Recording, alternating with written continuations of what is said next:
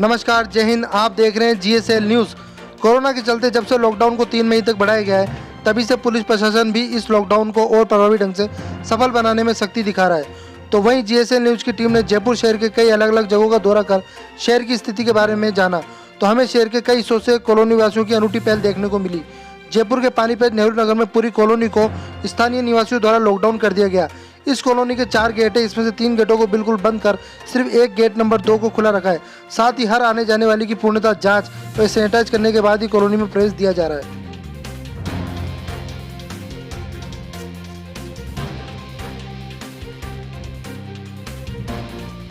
तो वहीं विद्यानगर की कुछ कॉलोनियों में एक और अनूठी पहल देखने को मिली।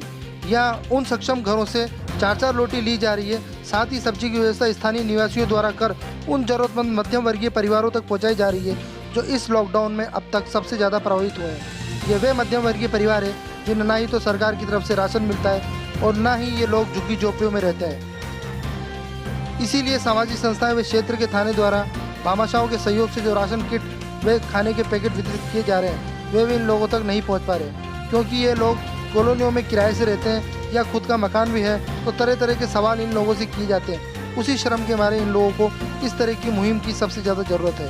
हम भी हमारे चैनल के माध्यम से सरकार व प्रशासन तक ये खबर पहुंचा रहे हैं कि झुग्गी झोपड़ियों में रहने वालों के साथ साथ मध्यम वर्गीय परिवारों की भी सुध ली जाए। तो जैसा कि अभी हमने देखा, अभी एक गाड़ी गई थी थोड़ी देर पहले, आपने उसको पूरा सैनिटाइज किया, उसके बाद ही अंदर प्रवेश देने दिया।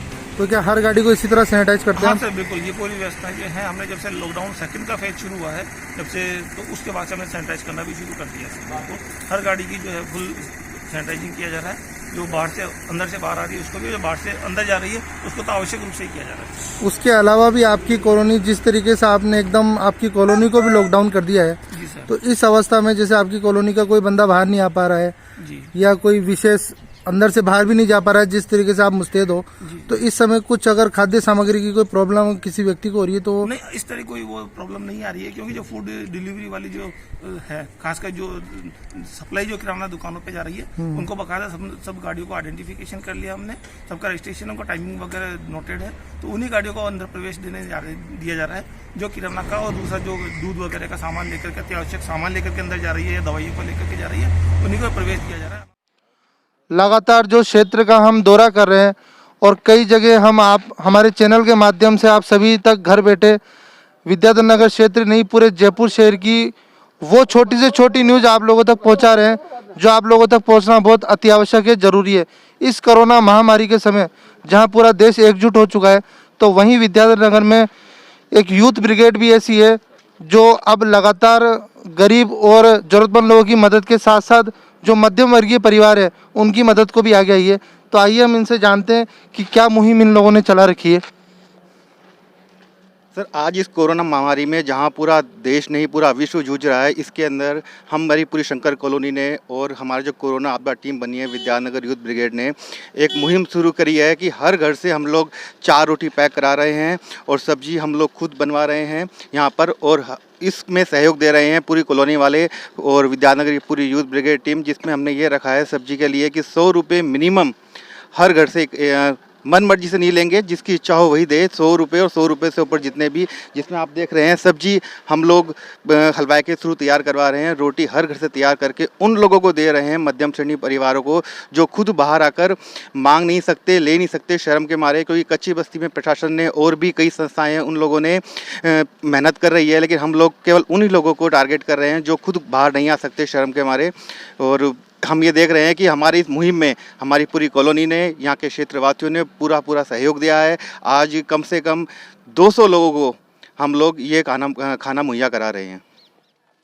तो जैसा कि आप देख रहे हैं कि इन लोगों ने एक मुहिम चालू करी है, उससे ये यहाँ के जो परिवार वाले हैं, जो भी कॉलोनी वासी हैं, उनसे 2-2 रोटी प्रत्येक परिवार से ये ले रहे हैं और उन रोटियों को एकत्रित करके, और ये सब्जी आप हमारे पीछे देख रहे हैं, इधर हम आपको दिखाना चाहेंगे, इस तरीके से सब्जी के पैकेट खुद तैयार करते हैं और यही सब्जियां ये लोग पैक करके उन लोगों तक पहुंचा रहे हैं जो आगे आकर के रोड पे आकर के ये नहीं कह पा रहे कि अभी हमारे घर में अनाज खत्म हो चुका है।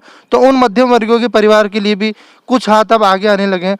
तो आइए हम सर से भी जानते हैं कि सर कब से आप ये मुहिम चालू कर रहे हैं? पिछले 4 दिन हो गए हमें इस चीज़ को, जो कि पब्लिक के अंदर ये सर्व कर रहे हैं। 4 दिन से यही टाइमिंग रहता है हमारा कि 6 बजे के बाद निकल जाते हैं, 8:30-9 बजे तक लगभग सभी के घरों में हम लोग ये पहुंचा देते हैं। मैं अनिल गुप्ता हूं, मेरी टीम के साथ साथ रोहित शर्मा है, अरुण जी हैं, हमारे कॉलोनी शंकर कॉलोनी विकास समिति के अध्यक्ष हैं, ये भी पूरा सहयोग दे रहे हैं हमारे साथ साथ मिस्टर अरुण जी। सर आप कुछ बताना चाहेंगे आपकी इस मुहिम के बारे में? हाँ, ये लॉकडाउन 2 के अंदर शंकर कॉलोनी के और आसपास की सभी कॉलोनियाँ मिलके सार्वजनिक रूप से घर घर से रोटी का जो है ना प्रबंध कर रहे हैं। एक प्रति परिवार 4 रोटी का सहयोग सब अपनी अपनी स्वेच्छानुसार दे रहे हैं और सामूहिक रूप से हम लोग सब्जी बना के वितरण की व्यवस्था कर रहे हैं। जो वास्तव में ज़रूरतमंद हैं, जो यहाँ पे रह गए हैं, फंस गए हैं या कारीगर हैं, काम करने वाले हैं, जो घर पे जा नहीं पा रहे हैं, तो ऐसे ज़रूरतमंद को हमने एक लिस्ट बना के पूरा सूचीबद्ध किया है। उसके बाद उनको घर घर जाके वितरण कर रहे हैं। एक साथ सामूहिक वितरण करने में भीड़ पड़ती है तो लॉकडाउन का जो है ना उसका जो नियम का उल्लंघन होता है, इसलिए घर घर जाके सूची अनुसार प्रॉपर तरीके से उसका वितरण की व्यवस्था हमारी पूरी टीम कर रही है।